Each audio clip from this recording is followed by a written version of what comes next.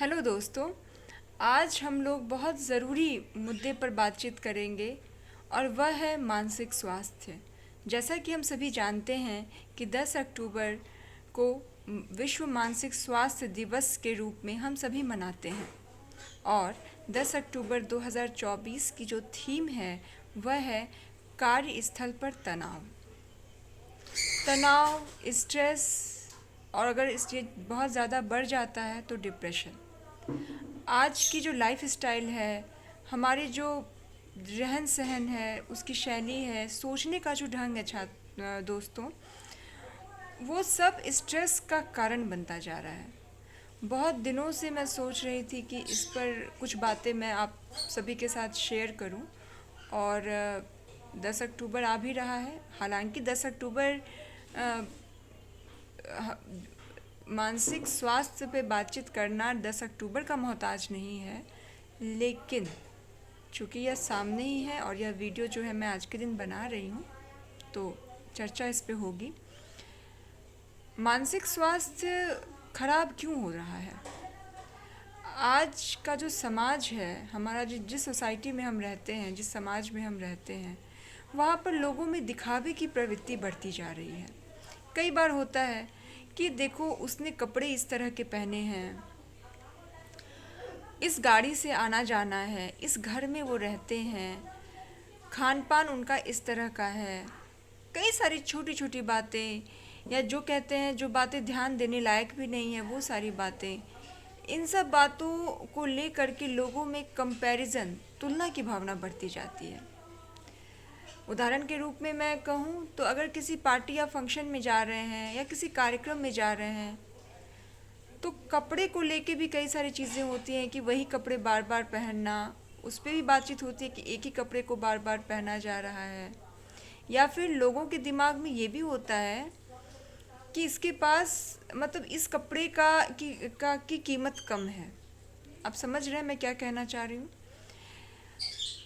हम अपनी समृद्धि को, हम अपनी खुशी को कपड़ों से, मेकअप से, चेहरे से और कहें तो लग्जरी से आंकने लगे हैं, है ना। जिसके पास ये चीज़ नहीं होती है उसे कमतर निगाहों से देखा जाता है कि इसका जो स्टेटस है वो क्या है, कम है, ठीक है।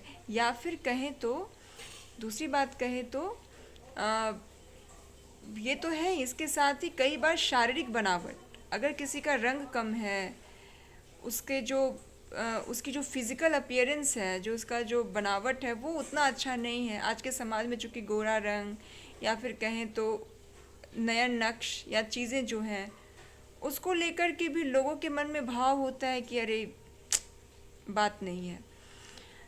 तो जब इस तरह की भावना लोगों के मन में होती है और वो इस नज़र से दूसरे को देखते हैं, तो कहीं ना कहीं एक कॉम्प्लेक्स है ना। कॉम्प्लेक्स किसका? कॉम्प्लेक्स होता है लो स्टेटस होने का, कि मैं, मेरे पास उतनी चीज़ें नहीं हैं, बहुत सुंदर सुंदर ब्रांड के कपड़े नहीं हैं, बहुत बड़ी गाड़ी नहीं है, और क्या कहते हैं, मेरे रसूख, मतलब मेरा उतना परिचय नहीं है जो बड़े बड़े लोगों पार्टी में आए। तो इस तरह का कंपेयर करते करते यह एक कॉम्प्लेक्स कप की भावना का रूप लेने लगता है, और हम या कह सकते हैं कि जो भावनात्मक रूप से समृद्ध नहीं है, जो जीवन का अर्थ नहीं जानते हैं सही अर्थों में, वो लो सेल्फ इस्टीम के शिकार होने लगते हैं, है ना। उनमें आत्मविश्वास कम होता चला जाता है। आज जिस समाज में हम रह रहे हैं, 21वीं सदी का समाज है, लेकिन हम जीवन को जीवन के रूप में नहीं देख रहे हैं। हम जीवन को देख रहे हैं भौतिक प्राप्ति के रूप में।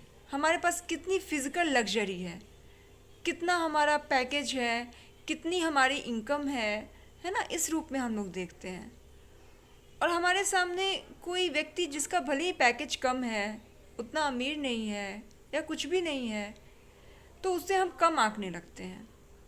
तो यह जो सोच का कीड़ा है, यह सोच का कीड़ा ही कह सकते हैं मानसिक बीमारी का इन्फेक्शन वाला कीड़ा है। क्योंकि अगर ये दिमाग में आ गया तो जिस नज़र से हम अपने से छोटे वालों को देखते हैं, सामाजिक हैसियत के रूप में मैं कहूँगी, उसी नज़र से हम अपने से ऊपर वालों को भी देखेंगे। और यही चीज़ जो है तुलना का भी आधार बनता है। एक तो हम अपने से तुलना करते ही करते हैं, दूसरा अपने बच्चों को भी उसमें शामिल कर देते हैं कि उसके मार्क्स इतने आए, फलाना के मार्क्स इतने आए, तुम्हारे तो बड़े कम हैं। और वो बेचारा बच्चा जो है इस बात को पकड़ लेता है और उसके अंदर कुछ अच्छा भी है, कुछ टैलेंट भी है, तो वो निखर नहीं पाता और अपने माँ बाप की बातों में, सोसाइटी के प्रेशर में, समाज के प्रेशर में बिल्कुल हीनता का शिकार होता चला जाता है। और इसका रिज़ल्ट कई बार, इसका जो परिणाम होता है कई बार हम समाज में देखते हैं, आत्महत्या के रूप में होता है, मनोचिकित्सक के पास जाने की आवश्यकता महसूस होती है, मनोचिकित्सक के। और हाँ, अगर कोई जा भी रहा है मनोचिकित्सक के पास तो उसके लिए भी हाय तौबा मच जाती है कि भाई जा रहा है। तो ये सब एक टैबू के रूप में आने लगा है। मतलब ये सब जो चीज़ें हैं, जिस तरह से शारीरिक समस्याएं हैं उस तरह से मानसिक समस्याएं भी हैं, लेकिन यह क्या होने लगा है, एक टैबू के रूप में आने लगा है कि अरे आप वहाँ जाने की आवश्यकता पड़ी है। तो आज के समाज में मुझे लगता है कि हमें बहुत ही खुलकर, समझदार होकर जीने की ज़रूरत है। हमें जीने का हक है, तो इसका मतलब कि उसके जो मापदंड हैं वो हम खुद निर्धारित करेंगे, ना कि दूसरा कोई व्यक्ति। दूसरे की जो सोच है वो उन्हें मुबारक हो, लेकिन हमारी जो सोच है वो हमारे साथ है। कई छात्रों से, अपने दोस्तों से, कलीग से मिलते हुए मैंने ऐसा ये भी महसूस किया है कि कंपैरिजन की जो भावना होती है, अपने आसपास जो मैं समाज में लोगों के बीच रहती हूँ, तो वो एक तरह से जलन का रूप भी ले लेती है। और जब जलन का रूप लेती है, जो ईर्ष्या है, उससे व्यक्ति को नींद नहीं आती है ठीक से रातों में। तो इन सब से निपटने का क्या साधन है? इन सब से निपटने का एक सिंपल सा जो मुझे एक तरीका लगता है वो है कि हमारी सोच कैसी है वो हमें सुधारने की ज़रूरत है। हमें किसी से तुलना करने की ज़रूरत नहीं है कि कोई कैसा है तो हम उसे ईर्ष्या कर रहे हैं, तुलना कर रहे हैं, उसने ये पा लिया तो हमारे मन में जलन हो रही है, उसका ऐसा हो गया तो हम बिल्कुल जलन में आ जा रहे हैं। ठीक है, ऐसा कुछ नहीं। हम अपने में सुधार करेंगे, बेहतर से बेहतर खुद को करने की कोशिश करेंगे, ठीक है, लेकिन जल करके नहीं करेंगे, ईर्ष्यावश नहीं करेंगे। दोस्तों, ईर्ष्या बहुत नेगेटिव इमोशन है और मानसिक स्वास्थ्य अगर बनाना है तो इस ईर्ष्या से बचना होगा। दूसरी बात है, इसका जो समाधान है वो है भौतिकतावाद के पीछे नहीं भागना है। भौतिकतावाद मतलब मैटीरियलिस्टिक सोच। सोफ़ा सेट इनके यहाँ कितने का है, फ्रिज कितने का है, एसी है कि नहीं है, कितनी गाड़ियाँ हैं, यह है भौतिकतावादी सोच। इसी के कारण लोग जो है आपस में होड़ लगी रहती है। अगर इसकी अपेक्षा हम आध्यात्मिकता से जुड़ें, उस भगवान से जुड़ें, उस प्रकृति से जुड़ें, प्रकृति ही भगवान है, तो यह सबसे बेहतर है। हम अगर प्रकृति को देखें तो हम देखते हैं कि वो कितनी नेचुरल होती है। सूरज, चंद्रमा, धूप, हवा, पानी, ये सबको मिलता है।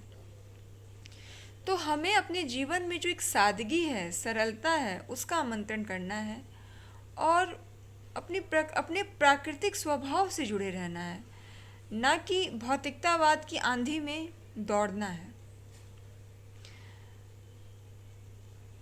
अब हम अगर 2024 वर्ल्ड मेंटल हेल्थ डे 2024 की थीम की बात करें तो कार्यस्थल पर तनाव या जो तनाव होता है, इसे दूर करने के क्या उपाय हैं? तो दोस्तों, सबसे ज़रूरी बात तो पहला है कि कुछ हमें मेडिटेशन करने की ज़रूरत है, जिसमें माइंडफुलनेस आता है। इसमें हम आज वर्तमान के समय पे खुद को एकाग्र कर सकेंगे।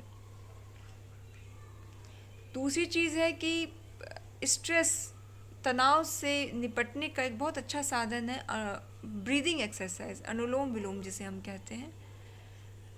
फिज़िकल एक्सरसाइज, हमें वर्कआउट करना है, उसमें भी हमें ताकि हमारा जो शरीर है वह बिल्कुल उसमें ताज़े रक्त का संचार हो।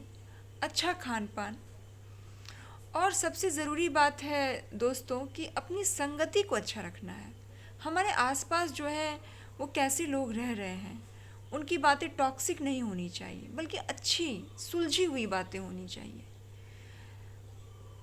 तो हमारी जो कंपनी है, हम आसपास कैसे लोगों के बीच है, वह भी बहुत प्रभाव डालती है। कार्यस्थल है, कई तरह के लोग होते हैं, तो ऐसे में किसी भी व्यक्ति का बहुत अच्छा साथी उसकी अच्छी किताबें होती हैं। अगर वह व्यक्ति धार्मिक है, धार्मिकता बहुत अच्छी चीज़ है, जिसे मैं आध्यात्मिकता कहती हूँ। अगर आध्यात्मिक है तो अगर हम भगवान से जुड़े तो भी हमारी बहुत सारी चीज़ों की काउंसलिंग अपने आप हो जाती है। हमें कई बार अपने रास्ते खुद पता, एक इंट्यूशन होता है, वो पता चलने लगता है। एक बहुत ज़रूरी बात है दोस्तों, वह है कि सबको सम्मान देना। कई बार हम देखते हैं कि कार्यस्थल पर जो तृतीय वर्ग के कर्मचारी हैं, चतुर्थ वर्ग के कर्मचारी हैं, उसको लोग सम्मानजनक तरीके से बात नहीं करते। तो ऐसा नहीं करना है, क्योंकि अगर उनका भी एक रोल है, अगर वो उस रोल को अगर नहीं करेंगे तो हमारा जो कार्यस्थल है वो इतने अच्छे से काम नहीं कर पाएगा। इसीलिए कहा जाता है कि सम्मान दीजिए, सम्मान लीजिए, मुस्कुराहट दीजिए, मुस्कुराहट लीजिए, है ना। और ये सब करके मुझे लगता है कि हम अपने मानसिक स्वास्थ्य को बेहतर से बेहतर कर सकते हैं।